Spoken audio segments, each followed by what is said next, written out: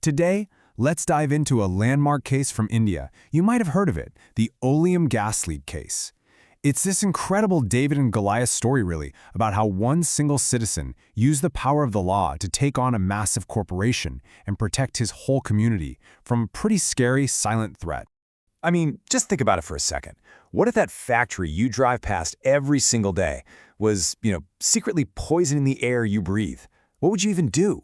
Well, for thousands of people in Delhi, this wasn't some hypothetical question. It was their terrifying reality. So here's the heart of the problem. You've got this company operating a plant right in the smack dab middle of one of the world's most crowded cities. And what they're doing inside has potentially deadly consequences for literally everyone nearby. The setup was just stark. On one side, you had Shriram Food and Fertilizers, a plant that was using all sorts of hazardous materials for its manufacturing. And on the other side, a super densely populated urban area. We're talking homes, schools, markets, all living under the shadow of this factory. And look, this wasn't just a bad smell or a bit of an inconvenience. No way. The stuff being handled and emitted by this plant, it was genuinely lethal. The risk of a major accident, maybe a huge gas leak, just hung over the city, threatening thousands and thousands of lives every single day. So in a situation that felt pretty hopeless to a lot of people, one person decided, nope, this risk is totally unacceptable. He knew something had to change.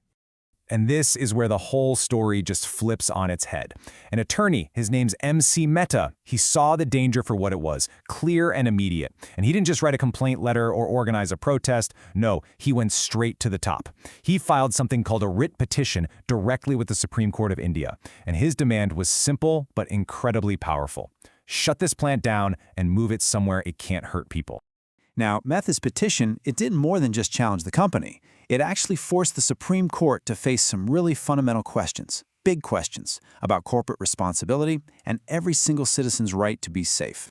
Okay, so the case really boiled down to two huge legal hurdles. First, under something called Article 32, the court had to ask, do we even have the power to hear a case brought by a regular person against a private company?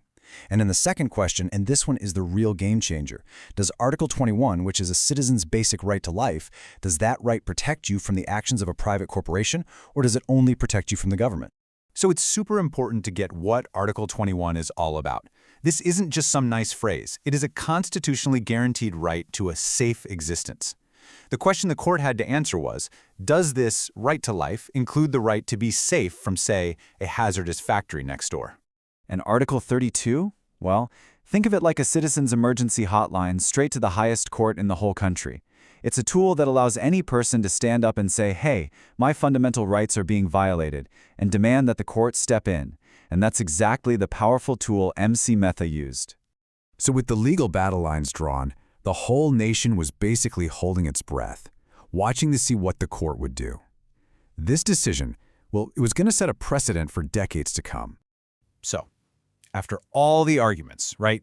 The need for industry on one hand versus the fundamental right to a safe life on the other, what did the court decide? The verdict was just crystal clear. No ambiguity. The court sided with the citizens. It said flat out that the right to life was the most important thing here. It ordered the magistrate in Delhi to shut down that plant and any other industries making lethal stuff in such a dangerous spot. But the impact of this case didn't just stop when that one factory closed its doors. Its real power is in the legal legacy it created, a legacy that is still protecting people in India today. This verdict laid down some absolutely critical principles that are now just part of Indian law. It forced a balance between growing industries and keeping the public safe. And maybe most importantly, it established this principle of absolute liability.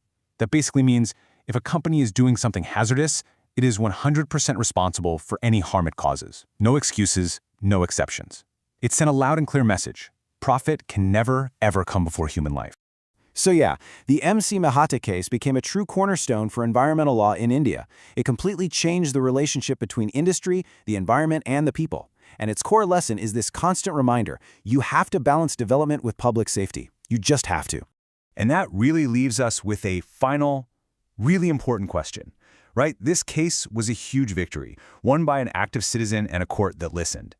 But it kind of makes you wonder, as our world gets even more complex, who are the MC Mehtas of today? Who's watching out for our right to a safe and healthy life?